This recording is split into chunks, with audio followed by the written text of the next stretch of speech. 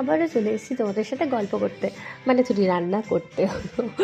তো আজকে আমি সোমবার স্পেশাল বানিয়েছি কাঁচা মুগ ডাল।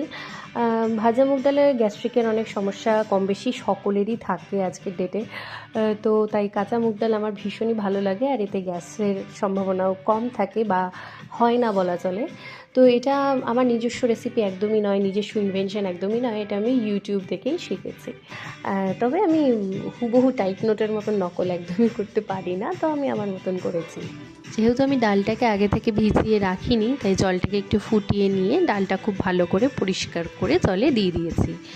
এরপর ডালের মধ্যে দিয়েছি নুন, 2-3টে কাঁচা লঙ্কা, আর কিছুক্ষণ পর অ্যাড করেছি একটু হলুদ, যাতে কালারটা খুব ভালো আসে। আমার কালারিং খাবার বিশেষ করে একটু কালারফুল হলে খুব ভালো লাগে।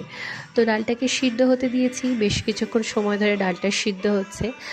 আর ডালটা সিদ্ধ হতে হতেই দেখবে যে ওপরে যে ফেনাটা জমা হয় সেটা আমি ফেলে দিচ্ছি, কারণ আমি শুনেছি, মানে দেখেছি, শিখেছি বলা যায়, যে ওটাই হচ্ছে ডাল থেকে, মানে ডাল ফুটে যে নোংরাটা হয় ওটাই জমা হয় ওই ফেনার মধ্যে, তো ওটা আমি ফেলে দিয়েছি।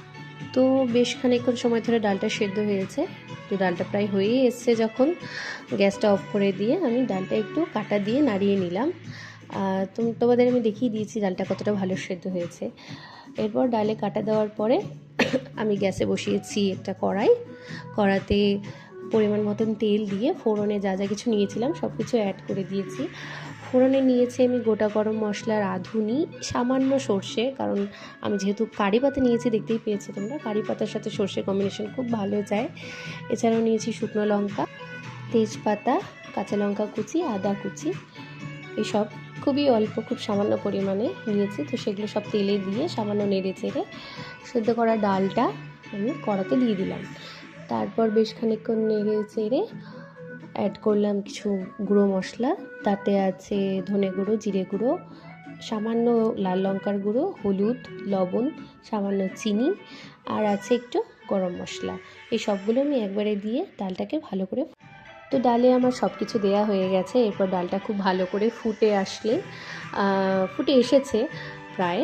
এবার আমি অ্যাড করছি ডালে সামান্য ঘি এবং সামান্য গরম মশলা গুঁড়ো, এতে টেস্ট আরও ভালো আসে। তবে এই ঘি গরম মশলা আমি খুব বেশি দেব না, কারণ রাঁধুনির স্মেলটা, রাঁধুনির যে একটা ব্যাপার, সেটা আমার ডালে চাই, আমার খুব ভালো লাগে।